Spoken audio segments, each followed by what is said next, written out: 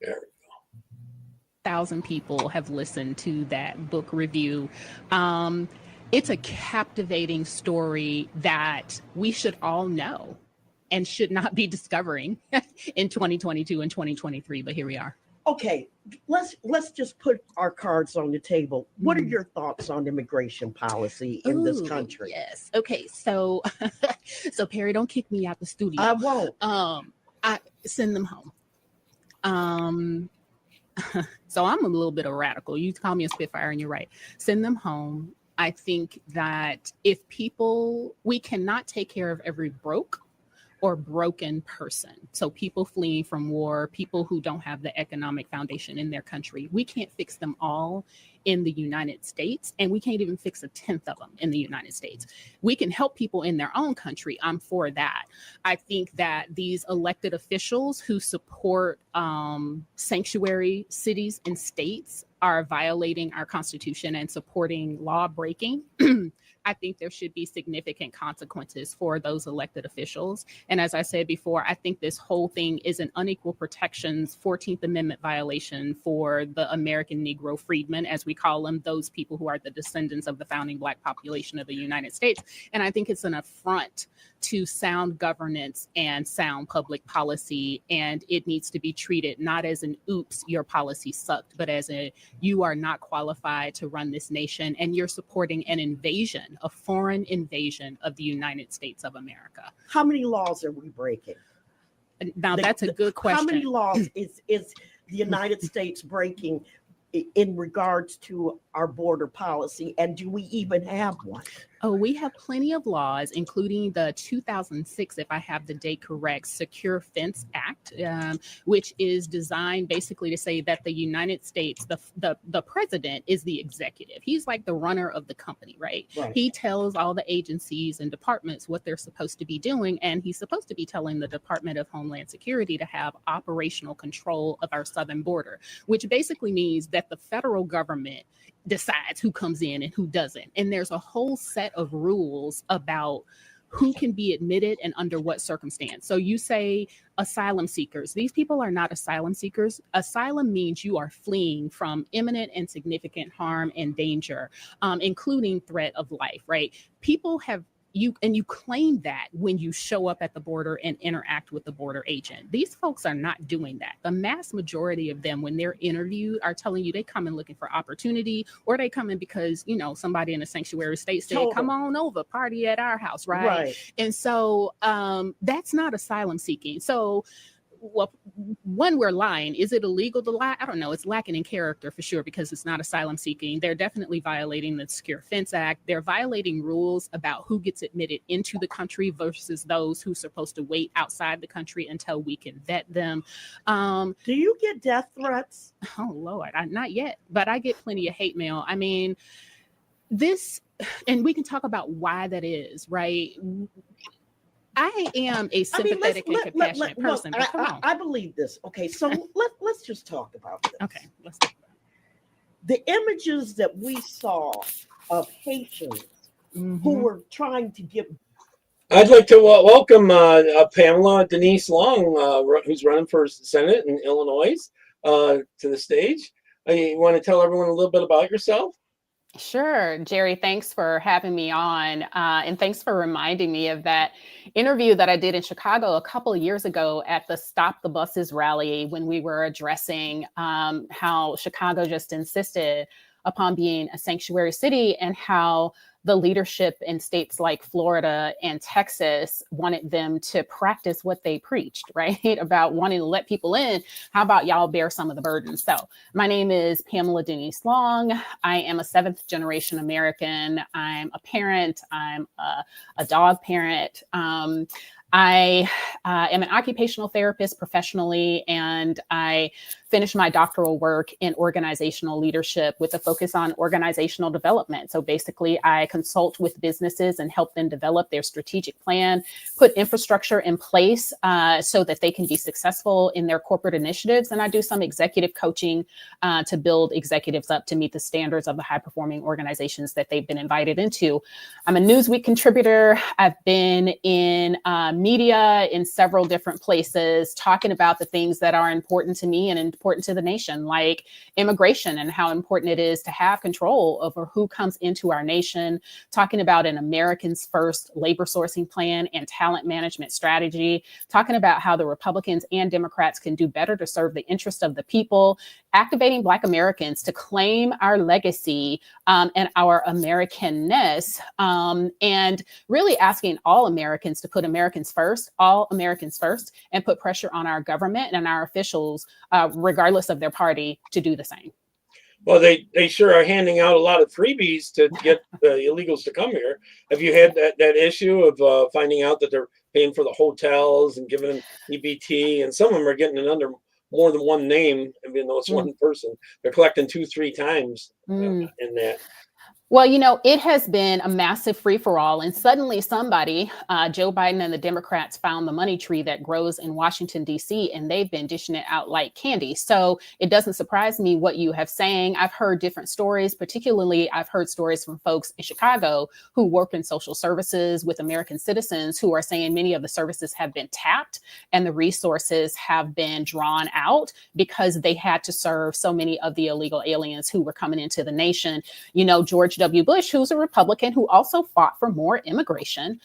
We have to thank him for this idea of us being a nation of immigrants, and particularly focusing on new Americans. So because of his executive order to lay the foundation for a New Americans Task Force, we now have these sort of giveaway offices that give all these free resources, legal representation, housing support, wraparound services, and connection to the social safety net to new Americans. The offices of New Americans, I think the first one was in Chicago, and New York didn't follow too long after that, but they're all around the nation, particularly in Democrat states. And that is what they are designed to do, is to help new Americans connect with the social safety net and resources within our nation. When I know people who live in Chicago and certainly in my home state of Mississippi, and there ain't nobody looking out for them and trying to make sure they can find a gateway and a hand up, let alone the handout that has been given to people who've given no equity to the nation.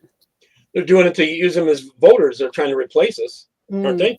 Well, a lot of replacement going on, right? So there's the replacement of jobs. I've hosted spaces with hundreds or thousands of people who are in technology, American citizens who work in tech, who talk about how they were ordered to train their replacement. So there's the replacement of the worker. There's a replacement of the voter base. There's a lot of ways in which our leadership has chosen the easy way out. We're going to tax you instead of reconfiguring an economy that actually serves the people and the nation. We're going to replace you, right? You resistors, instead of working with you in dialogue, right?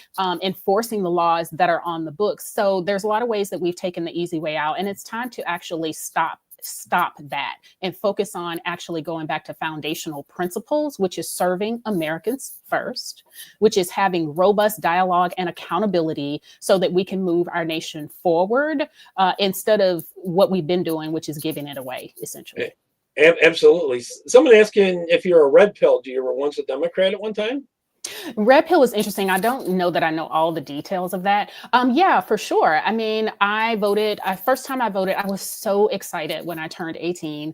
I voted for William Jefferson Clinton. I think I was probably waiting at the door for it to open because civic engagement was something that was important to me. I believed even in that time of my responsibility of being a responsible, engaged citizen. I voted for Democrats. I voted for Republicans. I've done protest votes when I couldn't find one that I wanted to vote for, vote provisional, but show up and don't stay at home. I've even set out elections before. Well, local races matter too, the House, Senate, all those things. Sure.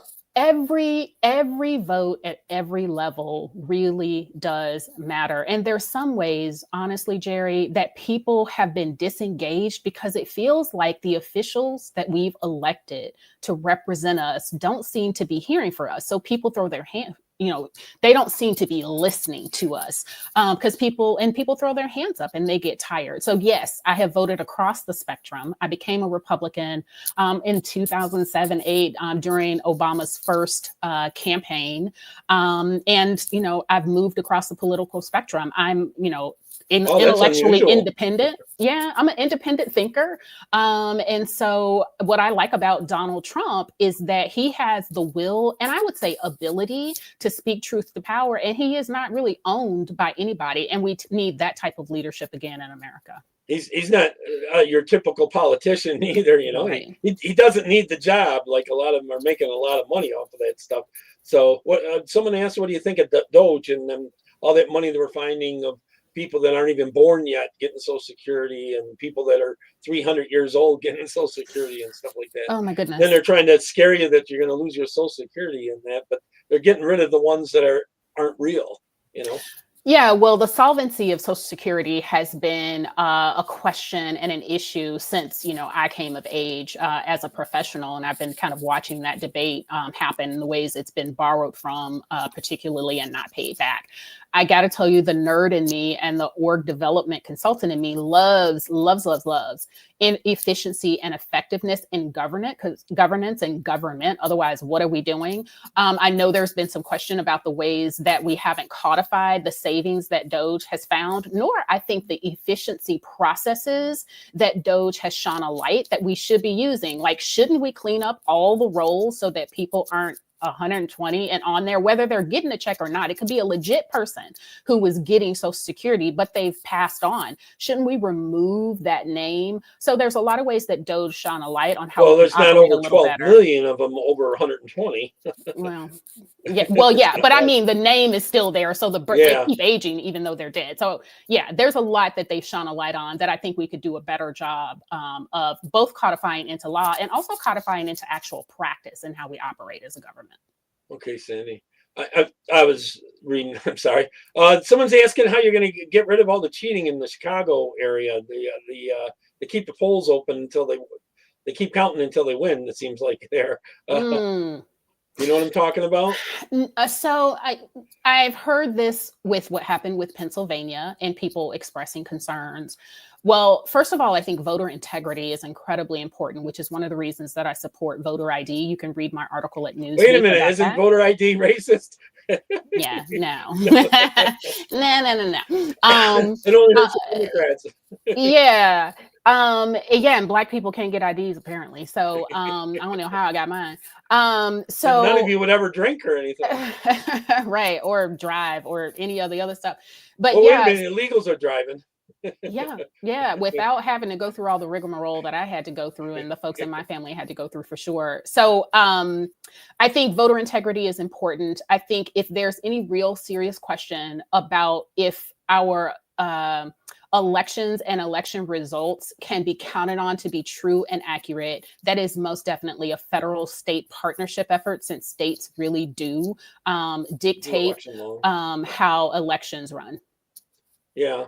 So what made you decide to run?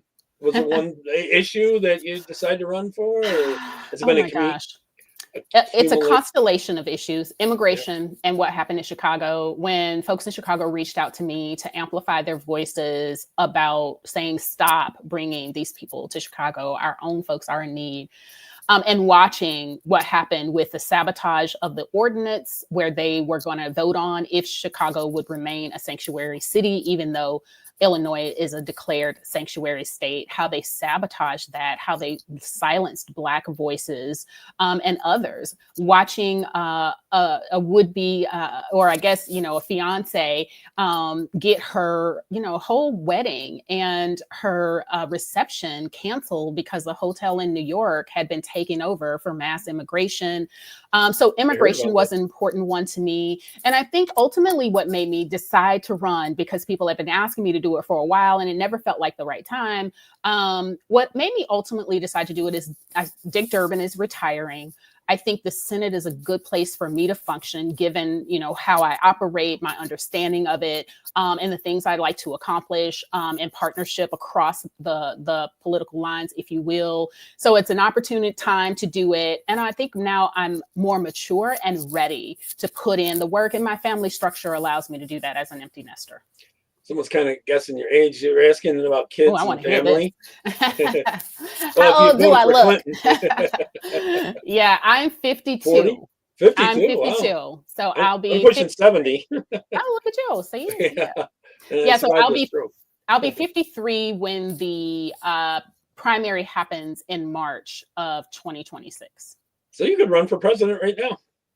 I could, but you know what, Jerry, let me crawl before I walk. You have name recognition. I learned this a long time ago about campaigns. You need name recognition. Like Trump, even as popular as his message is, he wouldn't have won if his name wasn't well known. You know what I mean? So you need that name recognition. Yeah, that's interesting. Yeah. So I grew up, of course, Donald Trump's just like, he's been everywhere. He's been on everything. And so Fresh Prince of Bel-Air plus The Apprentice and all the stuff. Phil Donahue show, to date myself even more, like all the things, right?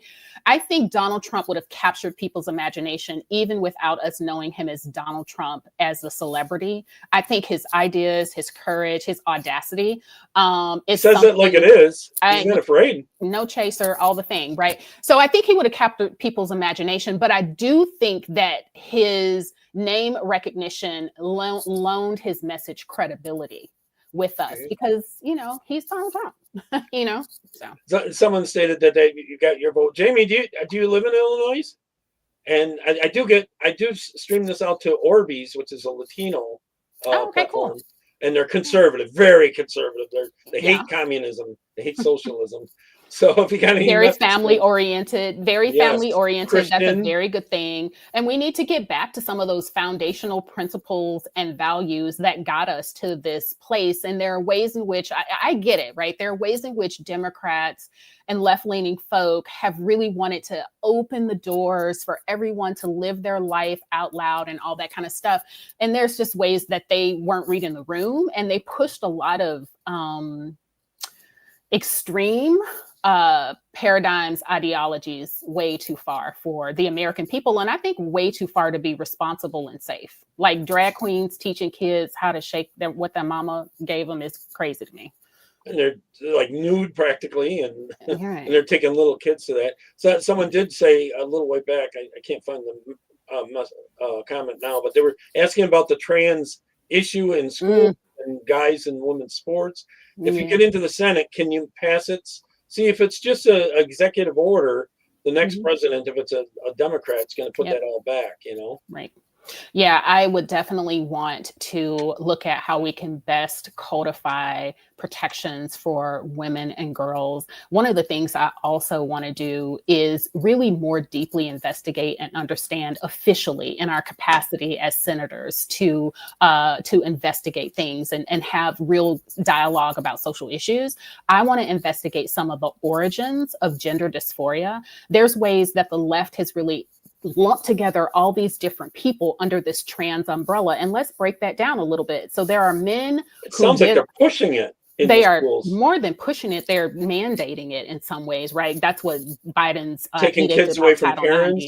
Yeah, that's crazy. And so I want to separate men who get off on being dressed as women from children with autism who have difficulty with habits of mind and understanding of themselves, a large percentage of which are represented in the whole trans gender dysphoria movement. I also want to look at people who genuinely feel that they are trapped in the body and sex that they are, assigned at birth, but that we know them to have.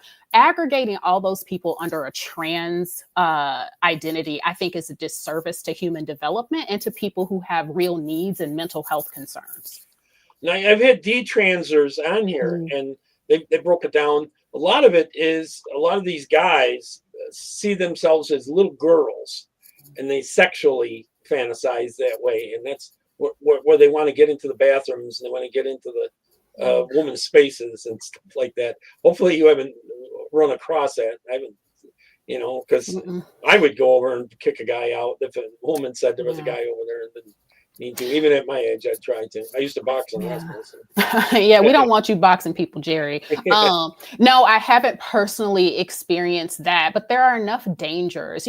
As a parent, when your child's growing up and you want to give them a little bit of independence, so you might, eventually when they get, 8, 9, whatever you're comfortable with, send them into the restroom by themselves without you being a hawk in there at the moment. But you think about, there's so many dangers that all of our children, boys included, which we need to talk about more, the molestation and sexual abuse of boys. But there's so many ways that our children are vulnerable. Women are vulnerable in that moment in the restroom that you just don't want anyone in there that shouldn't be. And I do not think men should be in women's restrooms, nor should they be kickboxing women for sport and competing with women for awards. Like, and a man winning, a male winning the Woman of the Year award is nuts.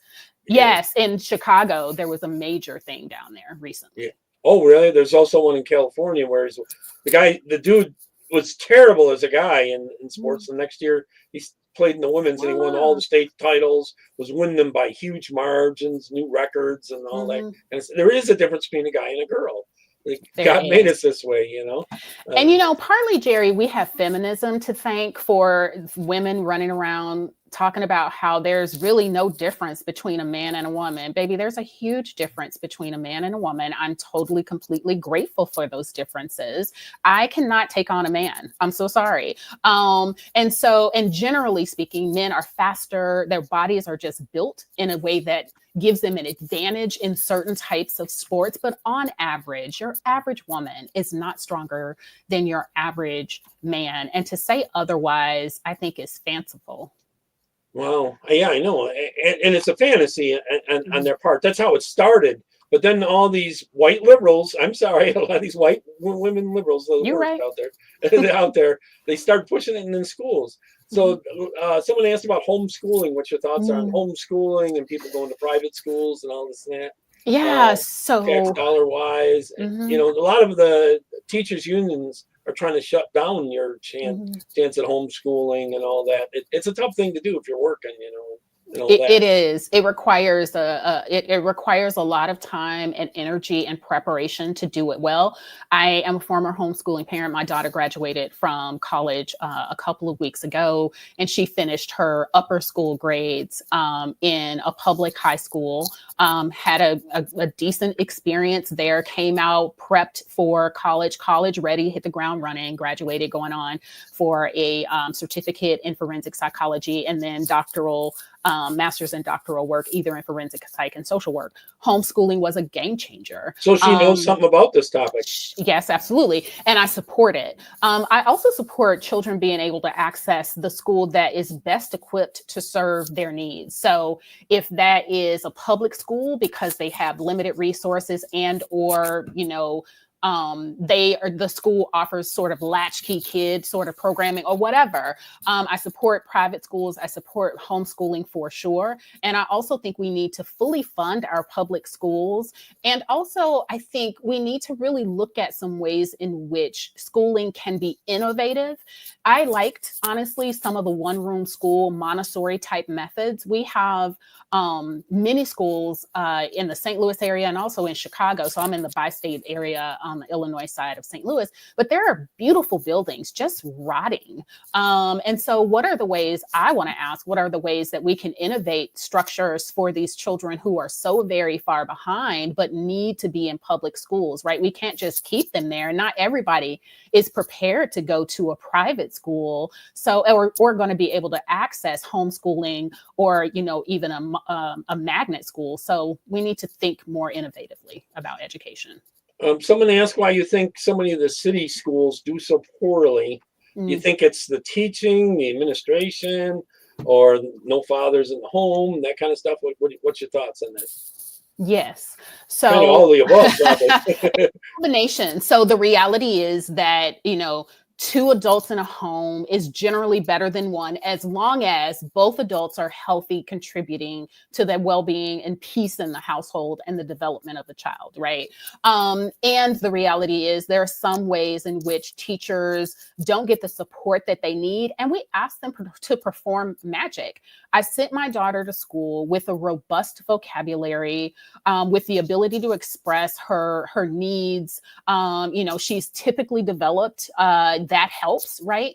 But it's parents also. Parents have to be able to teach their children even before they get there, but also we have to think about the graduates that we've sent out to become parents. So how do we acknowledge that in some ways we failed the parents of today's children? So how do we wrap around them and build their capacity to be their child's first and primary educator, while also, regardless of what the parent has done, make sure that we're developing future citizens who are capable of literacy? My goodness, is so essential, let alone mathematics, and also engage in civics. Yeah, what do you think of the teachers union, not Department of Education? Before the Department of Education was going up, and as soon as they had it, it all started falling down. They started pushing all the woke stuff in the schools. I think it was 70 something. It became a thing. They just wasted billions of dollars on it too. I think there's so much complexity that it's not just one thing. Anyone looking at the educational outcomes in the United States will recognize that a fifth grader of today is real different than a fifth grader of yesteryear. The vocabulary is just very different. The understanding is very different. Heck, the way we teach math, I'm going to need a tutor to be able to teach my grandkids how to do math, or I'm going to teach them the way I learn. Right? Like, what is this Common Core. It actually is messing the kids up, if you ask me. Yeah, I don't know. So, I am hesitant to send education back to the states because I'm not sure states are truly ready to take on some of what is needed.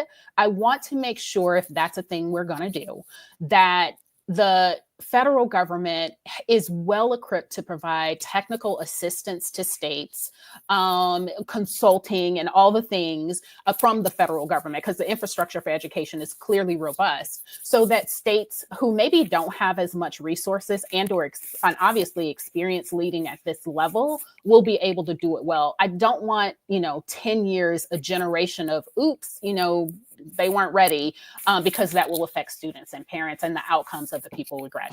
So I just want to make sure we do it efficiently and effectively. Well, part of the efficiencies that years ago, they used to have like 14 people for every 100 teachers. Now you got like 114 administrators, people for every 100 teachers. You know what I mean? That's it's insane how much money they're wasting in terms of that. Well, and part of it is how much documentation people have to do. Part of it is requirements about supervision, which, considering how children are being molested in school, we really need somebody to be watching some of the things that are going on. And part of it is also that there's so much disciplinary action that happens in some of our schools. And I can tell you firsthand, I've seen, as a substitute teacher, not a teacher of record, but as a substitute teacher across all socioeconomic status, there is a big difference in how some of these schools function. And the discipline needs, where you're really wrangling cats as an educator, really does limit the actual teaching and education and critical thinking that can go on in some classrooms. Yeah, I hear you. To me, it probably scares some of the things they're trying to push into the kids these days. I tell you, don't tell the parents, that kind of stuff. Somebody asked about, do you have any campaign offices open, and could they volunteer? Yeah, so I have volunteers. You can volunteer on my website. Let me know where you're located. There's a contact form at www.long4senate2026.com. I have it scrolling across the bottom for anyone. Beautiful. So you can volunteer there. Yeah, let me know what your interests are. So on the issues page of the campaign website, there are several issues there. It's not like all the issues. I talk about public safety. I'd love to connect with law enforcement organizations and emergency response folks. I've done some trainings with them about trauma-informed practices for them. I think there are so many ways that we think about law enforcement, and we think about the people that they serve and the things they need, but we don't talk about what it must be like to be the person everybody calls when things have gotten ugly. Like how much that wear on your soul, your spirit, your energy, and all that. But yes, please go to the website, volunteer, tell me your region, tell me the areas of interest and the issues that motivate you to get out of bed, because we got a lot of work to do, a lot of handshaking. If you let me know what county you're in, I would love to come up and talk with you and your for committeemen. We're going to be One of the giving out the questions vote. was if So events. I'm sure it's real early. You don't have any events scheduled yet. I do. I Oh, do. okay. I've been, yeah. I mean, I hit the ground running and people are energized. So I've been invited to several things. Next week, I'm going to be in Schaumburg at an event for young Republicans. So I'm looking to Schaumburg engage with, is near what? yeah, it is. It is in the far western flung suburbs of Chicago.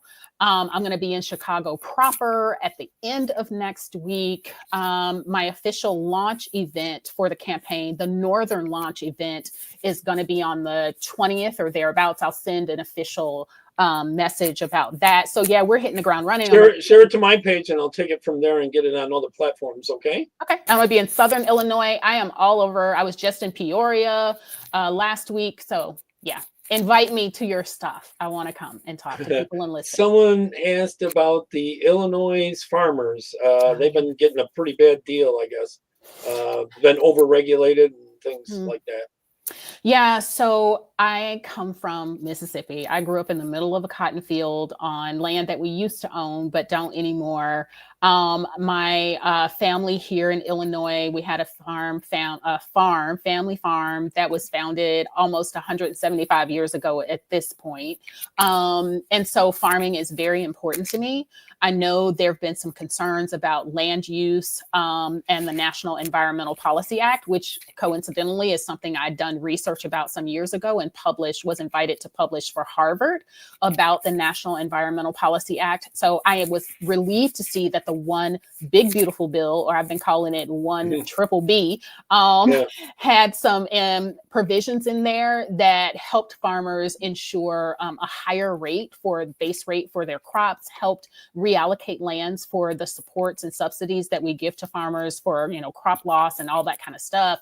So I'm definitely pro-farmer. I would, again, love to connect with farmers about what it is they are needing and really think more innovatively about how we can support farmers and healthy crops, given all the different conflicts that are happening. So I'm hoping Make America Healthy Again includes supporting our farmers and them producing foods that are nutrient rich and serving those to Americans. The Green New Deal was really just a way to tax people more.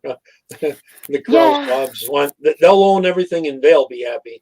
Yeah, so I really need to see some robust analysis on the return on investment in the Green New Deal, green infrastructure. Like I'm all for solar panels and stuff like that, because I mean, you get out of them. Well, there have been some situations. There have been some situations where people have created so much energy that they're feeding the grid rather than taking from it. So I think if we're going to do the thing, let's figure out the best practices and replicate that instead of recreating the wheel and letting success happen in one place and failure happen in another.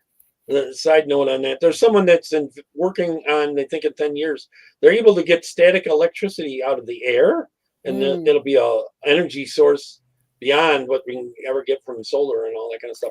I think they're about 10 years from developing that, and in the future you might be able to run your car on it and everything. So all of that is so fascinating, and those innovations just invigorate me, and I'm hoping all of it doesn't become super expensive. Like electric vehicles have become like a luxury for most Americans at this because point, of lithium batteries, and it costs a lot to generate the electricity to charge them and all that kind of stuff, and they don't last that long, and all that attacking Elon Musk and all that stuff. What do you think of all that and the what they're doing to the Teslas? Yeah, so that's crazy. Scratching up somebody else's car because you're mad at Elon is like wild. And I can understand some of people's pushback on things. I think that we on the Republican side don't do the best job of meeting people where they are with messaging. It's like, this is the better way to go and we're going to move forward with it. And like, don't you see the common sense in this? And the answer is no, they don't. You're going to have to make the connections for people, build the bridges from where people currently are to the impact that you're going to have if they follow and support the path that you're trying to take. So in some ways, Elon hit the ground running, and people pushed back against it. Of course, some of these folks are diehard Democrats and leftists, so they'd be upset anyway. And I think he was he's trying to save them tax dollars. Well, he was an easy target because the Teslas are out there, right? So it's like the Tesla becomes their ability to punch Elon without ever even getting close to him. But yeah. Yeah. So is your family all red pilled now, or are they against you? Or? No, my family has been pretty supportive. I do have people in my family who are staunch Democrats. And my thing is this. I can tell people my analysis, I can listen to people's needs, but there are ways in which folks are really just accustomed to functioning in a particular way. There are plenty of people in my family who support the campaign and even my principles and policies. And I have no doubt that they're going to vote for me, when they get behind the privacy of the voting booth, so to speak. But my job is this. My job is to tell people what my platform is, to listen to people's priorities, anchor those priorities in conservative principles to speak about how I can activate on them. And then it's up to the person to decide if they want to trust me with their vote. And I hope when I talk to folks that they see I'm a common sense candidate. I aim to represent all Americans from Chicago to Cairo, no matter their race, color, religion, and all the things. And to do that in a way that is in honor of the Constitution and the principles that I hold as a Republican and a conservative leaning Republican at that. Very much so. Amen on that. How's the media treating you so far? Yeah, so I've had... Are they calling you racist yet? No, not yet. That's going to come in a few months when they realize that white folks and Black folks and Asian folk and Hispanic folk are in support. And when I look like a real threat, right? When I look like a real threat to them. So, Michelle and Barack Obama are back in Chicago now. And I commented I commented to some folks who invited me to a political space this morning that you should congratulate yourself. The Democrats are realizing that you're waking up and that they had to pull out their heaviest hitters in order to come back to our little old humble state of Illinois and get in the business of this race. Now, this is their home state, so that's fine, but they're back now. And so it's a sign that they see that the base that they've taken advantage of and relied upon, and even just like American citizens in Illinoisans, are not going to just roll over and let them take this Senate seat nor the governorship from us. Who are you running against? Do you know? Yeah, so there's a slew of Democrats who are running, and I think there are a few people who are rumored to run on the Republican side. So the Democrat that was the senator is not running again, right? The Democrat who was, so Dick Durbin is retiring. Yes. Oh, okay. So on the Dem side, the current lieutenant governor of J.B. Pritzker has been endorsed by him and Democrat Senator Tammy Duckworth. You have a Democrat from the House of Representatives from Chicago who is running as well. And on the Republican side, I think so far I am the candidate that has the most gravitas. And I tell people that I talk with on the Republican side, you're not going to find a better candidate than me that can get you the 20 to 30% we need to pull in Chicago, but also has bona fides in the rural and suburban environment and can speak to those people because I've lived it. I am them, right? So, yeah. Yeah, I hate to see that people will vote for skin color and that to a bit. It does count some points that way. And to me, it absolutely doesn't matter. It depends if they're a good person or not. They're good for the family and all that kind of stuff. So I was gonna let me change screens here. I was gonna show your ad because it was too short to use as an opener. And you can talk about it a little bit. Yeah, hopefully you'll come up with some more that I can share. Hopefully in the future. And in fact, you can use this platform if you want to record some, if you wish. I don't know, whatever works best for you. Here we go. I'm Pamela Denise Long, Republican candidate for U.S. Senate to serve all of Illinois.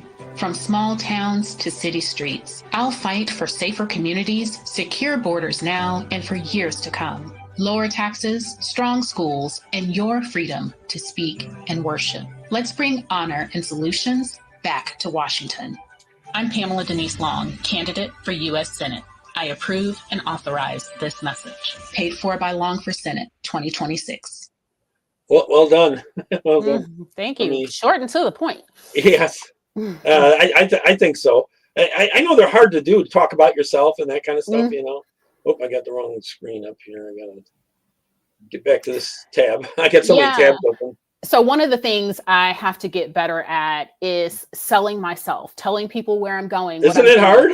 I'm such a self-starter. I'll go do a thing and it's like, oh, I should have taken pictures of me shaking hands and kissing babies, or I should have let people know that I'm doing this thing. But trust and believe, when you go to my website on the press page, I do have some images that others have taken of me doing events. I'm meeting people everywhere. And to your point about race, here's what I will say. I am honored to be an Illinoisan. And that sounds poetic because it is. Abraham Lincoln was one of the leaders in codifying the grandeur of the Republican Party. I aim to go to Washington as an Illinoisan in the vein of those Republicans who saw fit to pull this nation together, to focus on the areas that we have in common, and to really flesh out the differences that we may have. Do we have differences in principle, or do we have differences in how to get to a shared goal? That's the kind of distinctions I want to make. How will she handle the out of control crime in Chicago? So one of the things that I talk about on my platform is I understand trauma-informed practices. I understand how lenient criminal justice, prosecutors and the like. I understand their come from place. Their come from place is this person has had a hard time. This person had a hard life. They didn't get all the human development that they needed. My thought is this: if a person has committed a violent crime, their sequestration, their incarceration from society really must include habilitation and rehabilitation. Habilitation, of course, being teaching them skills that they didn't learn. Rehabilitation meaning helping them get back on their feet. When someone is released from jail or prison for any length of time, we want to make sure that they re-enter our society more capable than they were when they went in. So an emphasis on habilitation and rehabilitation is important to me. Absolutely. We want to also make sure that justice is fair under the law. We know in Chicago, there was a time period where Black men were literally tortured into confessions, and that happened for 30 years. John Burge is the name of the leader of that ring that did that. And the trauma that those people experienced, family disruption, innocent people who were put into prison and tortured. Some of the things they did to these men were grotesque. We can't have law and order when people question if that implementation of law and order is biased. So for me, absolutely, I'm for criminal justice. I'm for habilitating people, rehabilitating people when they're caught up in the criminal justice system. And I'm for law enforcement. We need law enforcement officers. And I have law enforcement officers I absolutely love and adore. And when people don't trust law enforcement, those people who are acting poorly under the color of law put my loved ones at risk. So I want all of it to be with honor and integrity. So when we talk about someone getting sentenced, we can be confident that that person actually committed the crime and that the sentence that they receive is fair and just. That works both ways too. In terms of white people not voting for you because you're Black too. You should just look at the person totally who they are. The other thing is about cops. If you have a bad cop, it spoils the look of all of them. You know what I mean? If you have a bad one, it makes it a dangerous situation, and we've seen the consequence of that, right? And we would be foolish to say that. So you don't get rid of all the cops; you get rid of the bad ones. And that doesn't that sound so simple? And really, that's what people have been asking for. Now, the words they use have been a little loony to express that, and it's not been expressed as articulately as it could be. But ultimately, that's the goal. We need to have a system that has integrity. Yeah, and don't accuse someone of something they didn't do. Totally. I see on here some of your issues: strong men and boys. Yeah. So that all links to the same issues page. So you'll have to scroll down to that particular issue, but. We've had a renaissance for women. We've had a women's movement. We've had women's suffrage.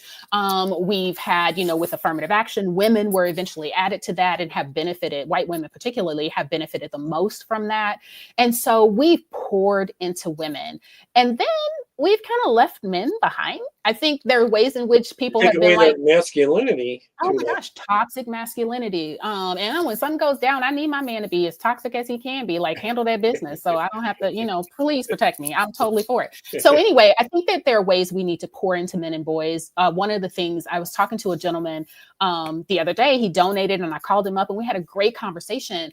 And I said, what is the thing that you think men and boys need most? And he talked about how loneliness and connection. A lot of young men and men in general don't have real connections. You sit and watch the game and talk trash and drink a beer or whatever, but someone that you can actually talk to about your emotional world, I think is the thing. I think there are ways in which we treat men as if they're providers and doers, but not like real humans who have their own emotional milieu. I think that we need to do more to invest in the education of men and boys. I don't think everybody needs to have a college diploma, but there's ways in which we've pushed women into higher education, but we have not really sought out men to do that. I think we take for granted that it's a man's world, and we need to just wrap around men and boys and applaud healthy masculinity and the use of it rather than condemn it.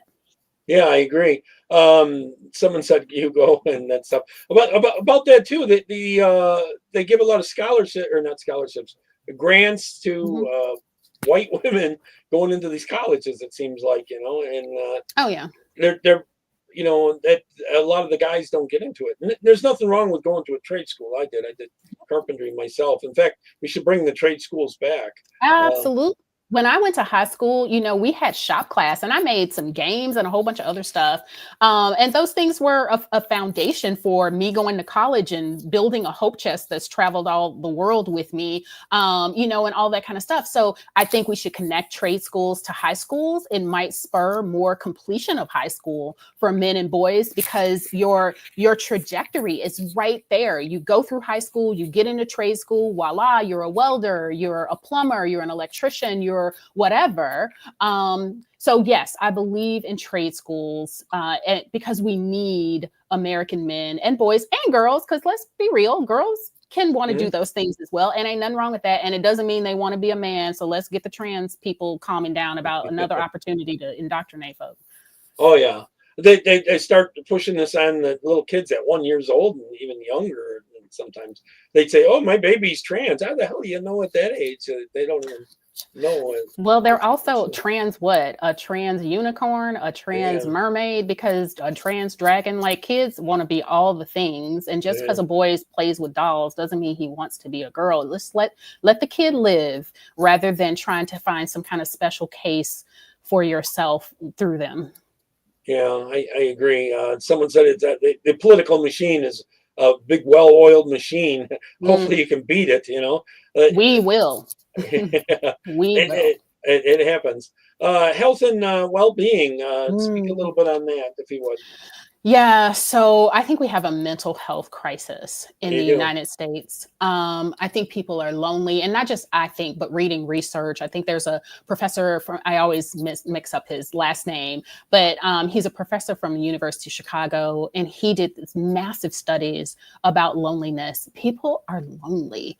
I think that we need to take a look at what is happening with young men who resort to public violence from what they've experienced, all the school shootings and things of that sort.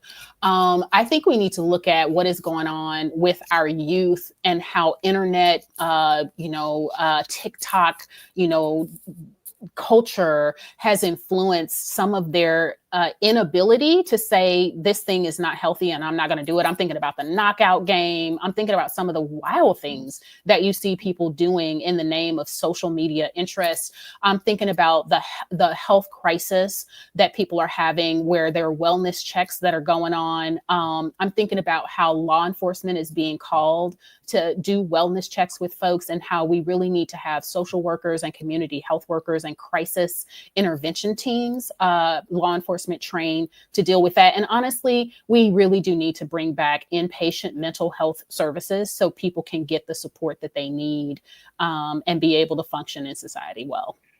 Can you believe that the hospitals near us aren't accepting anymore and they had to kick some people out with mental health issues and put them back on the street, that's some Yep. serious. That's the It's so thing. bad. We stopped funding it. In one of my first, one of my last clinicals as an occupational therapist, because we have to do internships and all that stuff. One of my last clinical rotations was in an inpatient psych unit. And we need to really invest more in folk who have mental health concerns, again, habilitation, rehabilitation, and help people process through the things that they're experiencing and offer them some pathways to stability and productivity. I think some of it's what we're eating these days. It's a lot of processed food and stuff like that. A lot of people are believing that. Well, and a lot of people Lies in question. it. Yeah, a lot of people question that, and it has been shown that some of the dyes that have been added to the food can actually affect mood and behavior. It makes sense. You are what you eat, and it absolutely does change your gut biome. It actually does change your mood, your hyperactivity, and all of that. So, Yeah. Let's see. I was just reading what someone. Has anyone attacked you for being mega? Oh, all the time. I've gotten added to lists. I've been called a racist child, if you can believe that. And it's just hilarious because I advocate for Black people as well. Like it's a thing I'm known I for. watched some of your videos. Yeah, So. I've been called a racist. I've been called, an idiot for being a Republican. I've been called all the names, but honey, it ain't what they call you. It's what you answer to. And they're going to be calling me senator, and I will be answering to that. So how about that? Yeah, I hear. So, grandkids, someone asked? No, not yet. Don't be wishing that on me yet. So look, I have to finish this I wish campaign. I had some. And you know what? I'm going to love them when they do come. But she has to finish her master's degree and her doctorate degree. And I have a grand puppy. He's a gigantic Black lab pit mix. He's adorable and a total mess and totally spoiled. But yeah, no grandkids yet. But I'll be excited when they come. Someone asked, what good bills are you going to try to pass, and what committees would you like to get out? Ooh, love it, love it. Okay, so let's start with committees. I love the Senate committee on, health, education, pensions, and labor. There's a lot of work that I want to do related to hearings and to inform policy related to that. One of the policies I'd like to look at is looking at how we fully implement and appropriately implement the National Environmental Policy Act, NEPA, that thing I told you before. Incidentally, so NEPA was signed into law in 1970 by Richard Nixon, and it was basically designed to make sure that any major proposed federal action is submitted to an analysis of its potential impacts, like how it's going to affect humans, right? So when I say environment, people tend to think about the physical stuff, but we're supposed to look at all the stuff. And last year, the Supreme Court ruled that immigration policy is supposed to be put to a full analysis of NEPA before an actual change is put into place. So what is that? The National Environmental Policy Act. I'll send you the article that I wrote because it's probably the easiest way to read about it. But it basically mandates that major federal actions, not just laws, executive orders, judicial stuff, policy changes, practice changes, all the things, right? Rules and regulations, that there be an analysis, an independent analysis of how changing that policy or practice or legislation would affect human beings, would affect people. It's a good thing. It slows down government because they be doing a lot. And it also makes sure that the human beings, the Americans that we've, elected people to take care of and make sure that we can, pursue liberty and happiness, make sure that their things that they do actually delivers on that. So NEPA in its full use and proper use, I think is the way I want to say that, is done. How that affects farmers, for example, land use being one of them. I'm also interested in the ethics committee. I think there are some ways in which, from my understanding and conversations, there are some ways I think people have lost the plot about what we should be doing. I don't think most senators even know what NEPA is, no less that they're supposed to be submitting their actions toward it. I'd also I like the judiciary for multiple reasons, because you get to really be deeply involved with vetting candidates for the judicial branch and other appointees as well. Durbin is currently on the judiciary. So I'm not a fan of his. no, no, proper. Yeah. So those are three. Yeah, that sounds like a lot of work. Hey, it I sounds like know. you've had a very busy life and all that. There's been some questions that came up here. I'll put them on the screen. Yes, bring back bring- shop and home economics. Yes, that's how I learned to balance a checkbook and bake cookies was in home economics. My kiddo took home ec and loved it as well. Yes, They bring got it rid back. of cursive writing, which I think is insane. How are you going to sign anything? And as an occupational therapist, I'm personally offended. I think cursive writing, and not just I think, but what research shows is children who can read and produce cursive writing are also much better at spatial awareness, which contributes to science. Science, technology, engineering, and math. So there's ways in which we've cut out all these things in order to teach to the test. And we need to bring some of the basic stuff back. Yeah, someone says you're real sharp. Someone asked, "Who are you?" She can't see it on the phone. If you want to say yourself again, a lot of it's real small on the phone, I'm sure. So I'm Pamela Denise Long. I am a candidate for U.S. Senate in the state of Illinois. I am an occupational therapist. My doctoral work is in organizational leadership with a focus in org development, which basically means I help companies and government entities develop a strategic plan and implement that plan to fruition. I'll get that from her. Someone says they need an email for your campaign. Vote at long4senate2026.com. Was that John? I think it was John. Let me look back. I'm sorry. What else? Someone can I say? That was the other one. I'm sorry. It's hard to keep up. They're going through. No worries. No worries. By so fast here. Here we go. There was the email again. I wish I'd had it up there. Actually, I should have had it up there. I mean, next time you come on, I'm not keeping up. I'll go Illinois. You're fine. PA. Okay. Sorry, I'm catching up. You're good.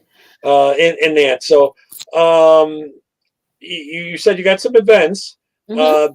Do you think you'll be doing any live events that I can restream? Oh, that's a really good question. Let me think about that. And certainly, Jerry. It don't matter. It don't matter.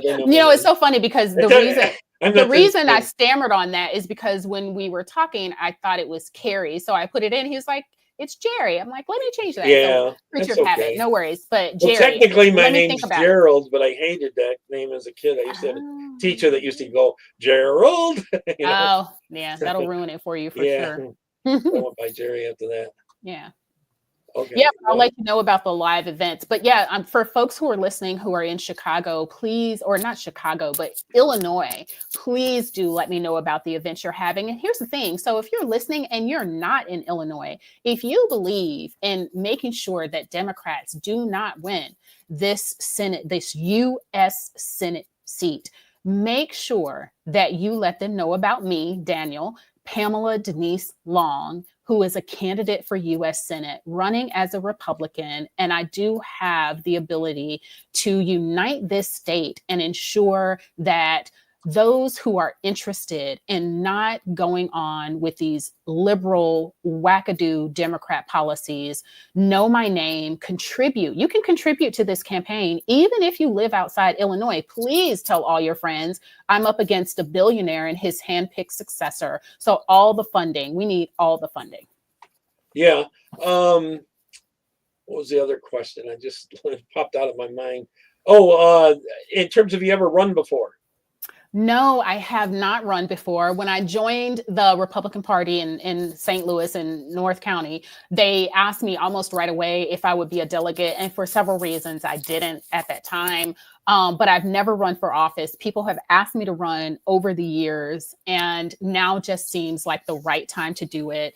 I see myself as having more maturity, diplomacy, and understanding of our history and this, federal infrastructure to be able to actually be productive as a senator in this position now.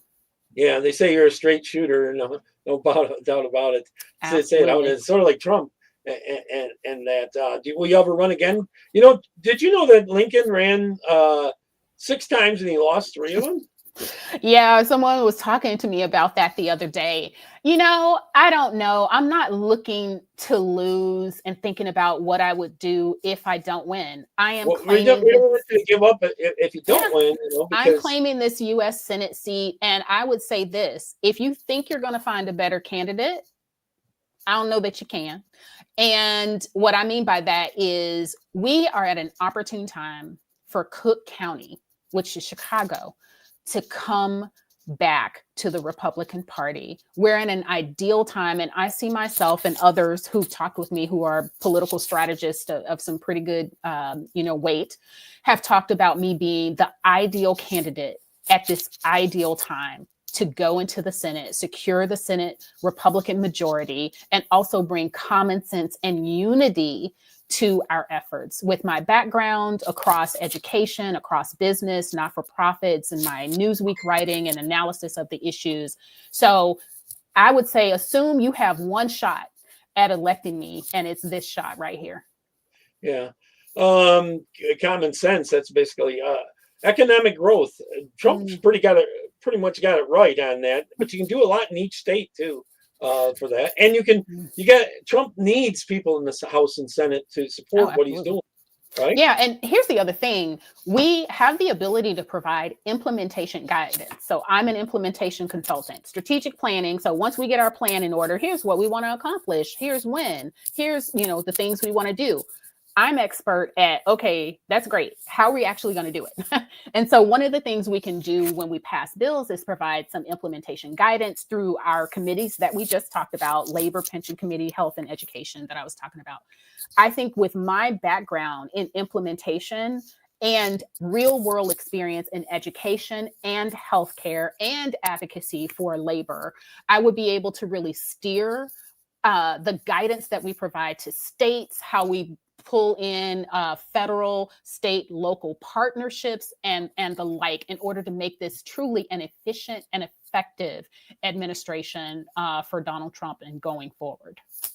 Well, I wish I could see all. You know what? I'm going to drag this over here. I can't even keep up with all the comments. It's all very positive. That's beautiful. I love it. I can't get them up on the screen because it's a different platform. Let me see if I can do this. They're saying we could use more candidates like you. And excellent. I haven't got her name, but she's running in Illinois. That was earlier. I'm sorry. Good to know, I think. Illinois could use her. Beautiful. Stuff like that. We need more Republicans like her. All right, nice. Oh, it's someone who typed your name in. I'm impressed. So that kind of stuff. You're making a good impression. Let's put it that way. That's not Fantastic. Even the earlier ones. Stuff like that. And that's why some of the other platforms why is that doing that? Anyways, a lot of, about you running again, because it's really hard to win the first time, especially against a big, powerful. Now these people you're running against, do they have any scandals or anything? Or I don't know. And here's the thing: I'm interested in running a clean race on the issues. I am a straight shooter. I don't talk about people's kids, their husbands, the infidelities. It's not germane.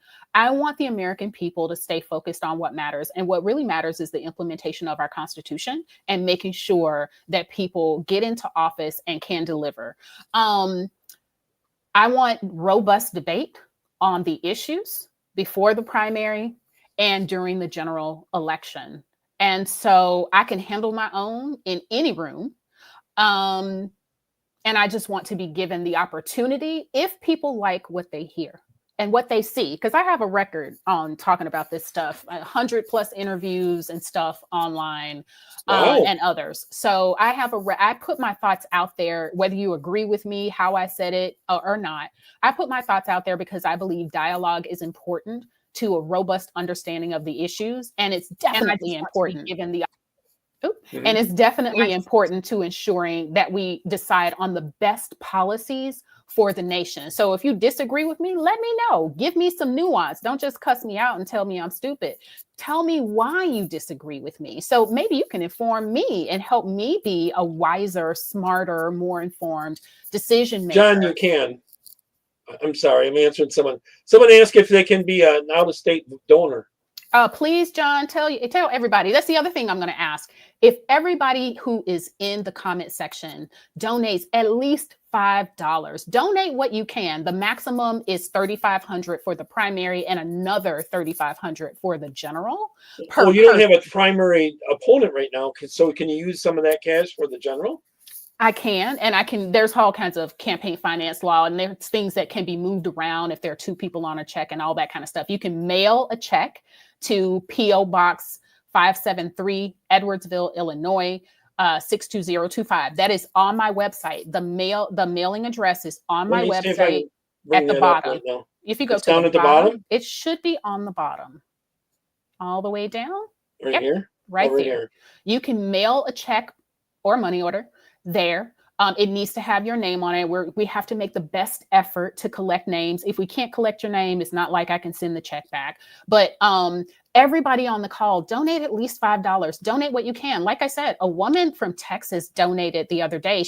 Her and her family used to live in Chicago. She was so excited about the campaign that she felt like she had to donate. She and I chatted in DMs because she wasn't able to answer her call at the time when I called her. But yes, everybody in America can donate. Please share this with all of your Republican friends. Ask them to donate what they can.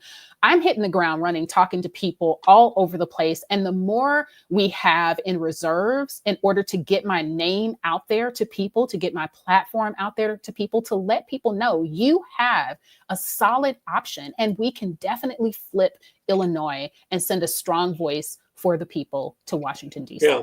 Get her through the primary here first, then we'll get her back on absolutely for sure on this.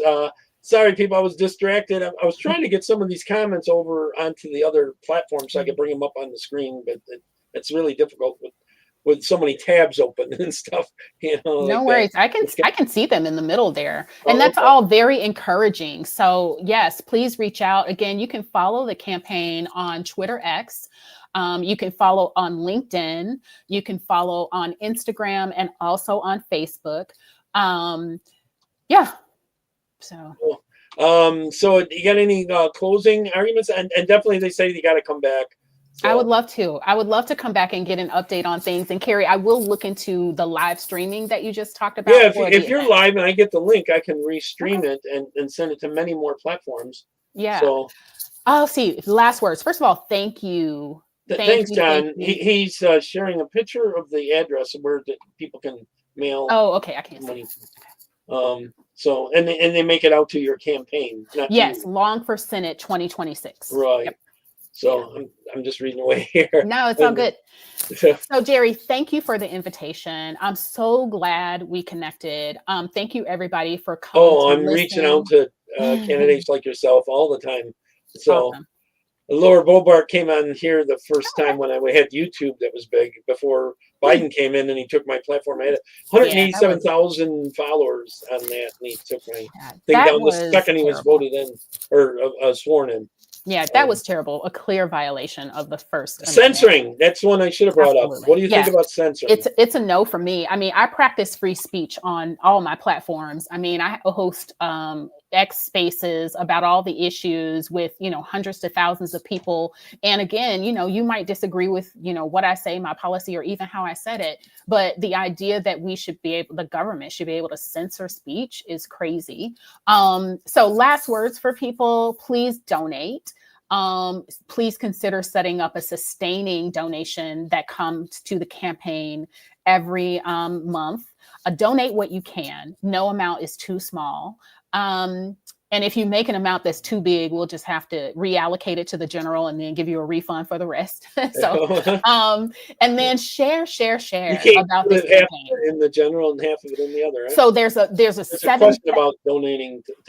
So there's a $3,500 maximum per segment of the campaign. Okay. So there's the primary 3,500. You can do another 3,500 for the general. If there's 2 people on your check, you can actually end up donating 14,000 because we can reallocate the other 7,000, appropriately. So, One of the donators that big, but yeah.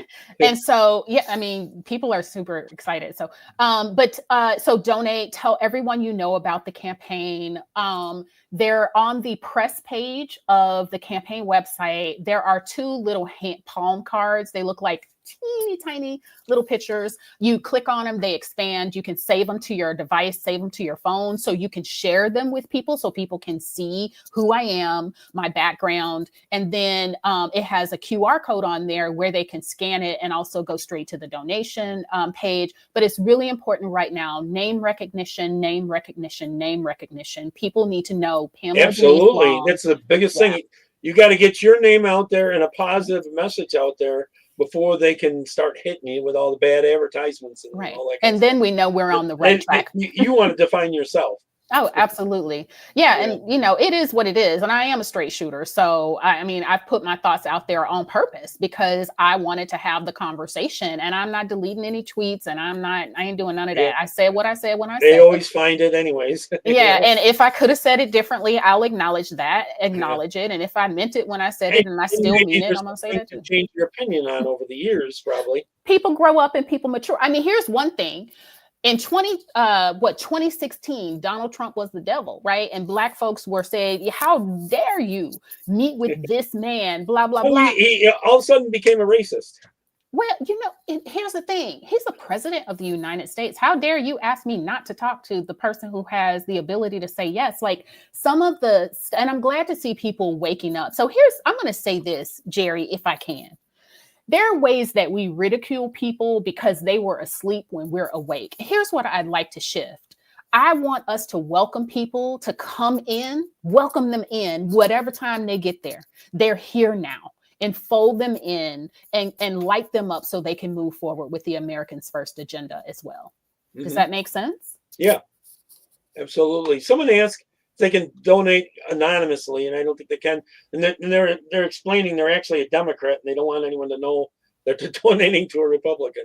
So we have to do our best effort to collect the names of people who donate. They can't do it. They're just going to have to know. You can't nominate without a name, is what I can say. And you might Google, things. Yeah. So if you donate, someone might know, even if you're a Democrat. If you support her, tell them to go pee up a rope. Here's the other thing. If you donate less than, is it $500? I think the collection is different. I'm sorry, I'll have more information on that. So thank you for bringing it to my attention. Well, they're a Democrat and then they're impressed. But people would know that they donated to you. I think we should probably Google how do you donate without people knowing your name, and I bet you'll find. Well, there's PAC things too. Do you have any PACs that are raising money for it? I do not. But if you know of some that will come alongside, that's how they get around it. Is they go through the PACs. Yeah, and if you donate of a certain amount, there's a different kind. I think it's $500 per year. That if it's $500 or more, we have to disclose the name. If it's less than $500 over the year, we do not have to disclose the name. Okay, Carrie. Sorry, there's a little delay, so it takes them a little while to respond and stuff like that. I guess they're going to donate. So one way or another, they'll look into it. Yeah, cool. Maybe that they're politically connected to a family that's Democrat. And there's a lot of Blacks leaving the Democratic Party, isn't there? A lot. Let me tell you, I was on a space this morning with folks in Chicago, and they were so excited. One of the things I'm doing next week is I'm meeting with community leaders in Chicago in the Black American community, and they're lit up about it. So the more we talk about it and the more people know, like, I'm not doing this as a project, right? Like, my bills are paid. I don't need to do this. I don't need to do this as some kind of project or career move for me. It feels very much like a calling. And I think people sense that and are motivated to get behind it. and join alongside. Chicago Red, have you been on with them yet? I have not. Some folks joined the space today who are connected with that, as I understand it. So I think we will be doing some work together. Okay, because I've had her on my channel. We don't talk regularly, but we have talked. I can maybe name drop and try to get you on there. Sure. But she's got a pretty big following in the Chicago area, anyways. She goes by the name of P. Ray, but that's not a real name. I know P. Ray. Oh, okay. She was on the space this morning, and she said very, very complimentary things about me and my campaign. She was an MC at the Stop the Buses rally that I was invited to attend, and I was a panelist on. She's part of Chicago Red. Yeah, I think there are several who are really motivated to flip Chicago. So that's a great thing. It needs it so bad. Yeah. It needs it so bad. So does New York. I live in New York. I live about now. All the places. Yeah, it's real bad. And this and that. Well, you probably got to run and this and that. Thank you so much for coming on. Yeah, my total pleasure. Positive, 100% positive reaction. Thank you. So hopefully you'll come back. Okay. Oh, I'd love to. Thank you so much, Gary. So thanks, sorry, guys. I got distracted. I was trying to get some of those comments up on the thing. I was copy and pasting them over, and I lost track of what I was thinking. You're that kind fine. of stuff. Don't ever get old. I hope to. Take care and God Bye. bless you. And definitely come back. Will do. Take care, Bye y'all. bye. Hang on while I end.